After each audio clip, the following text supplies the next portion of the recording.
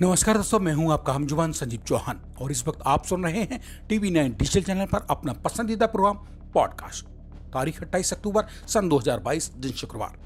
आज बेबाक दो टूक खरी खरी बात हिंदुस्तान और रूस के रिश्तों की, उन रिश्तों की बात जिन्हें तोड़ने में जुटे रहे चालबाज चीन, मक्कार ब्रिटेन और घाघ अमेरिका।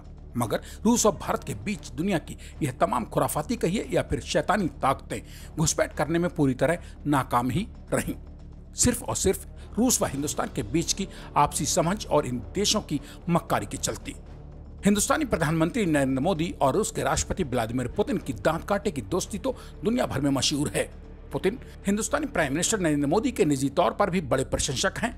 यह राज कम लोगों को ही मालूम है। यूक्रेन के साथ युद्ध और घाघ अमेरिका से सीधे सीधे टकराव के बीच भी रूसी राष्ट्रपति हिंदुस्तान के प्रधानमंत्री नरेंद्र मोदी की तारीफ के पुलंदे बांधने से ना कभी चूके ना ही कहीं शर्माए।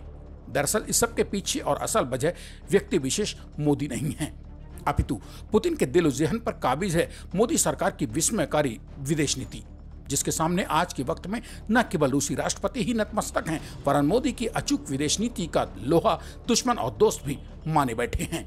और नरेंद्र मोदी कहिए या फिर हिंदुस्तानी हुकूमत की इस मौजूदा बेशकीमती विदेश नीति को अमली जामा पहनाने में हिंदुस्तानी विदेश मंत्री एस जयशंकर का तो भला जवाब ही कहां और क्या हो सकता है।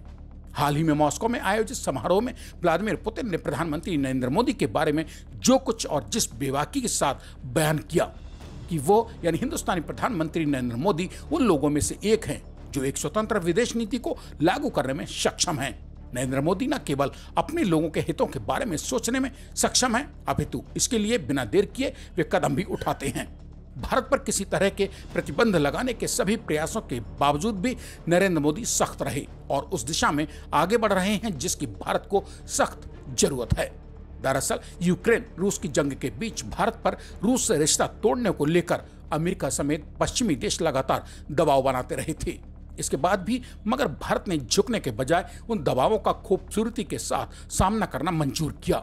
व्लादिमीर पुतिन ने समारोह में प्रधानमंत्री नरेंद्र मोदी को भारत का सच्चा देशभक्त भी बताया और कहा कि आने वाला समय भारत का है।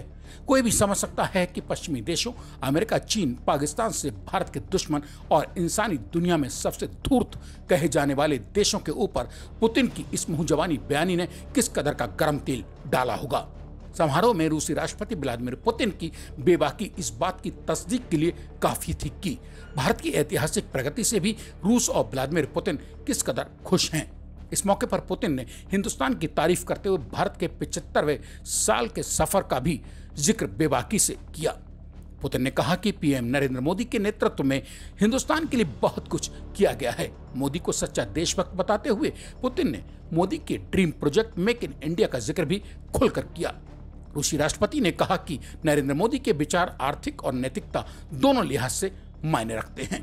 रूस और यूक्रेन के बीच बीते 8 महीने से चली आ रही जंग का जिक्र करते हुए पुतिन बोले कि इस युद्ध में कई मौकों पर भारत और रूस की दोस्ती का इम्तिहान हुआ और भारत ने एक दोस्त की भूमिका मजबूती से साबित की। यहाँ जिक्र करना जरूरी है कि एक उभरती महाशक्ति के तौर पर युद्ध रोकने के लिए पुतिन को समझाने की भी हिंदुस्तान ने यादगार कोशिश की थी। याद करिए कि जब एससीओ की बैठक में पीएम नरेंद्र मोदी ने पुतिन को युद्ध रोकने की नसीहत ही दे डाली थी और हिंदुस्तानी प्रधानमंत्री के उस बयान की तारीफ जमाने में दुश्मन और दोस्त दोनों ने ही एक साथ एक आवाज में मिलकर की थी।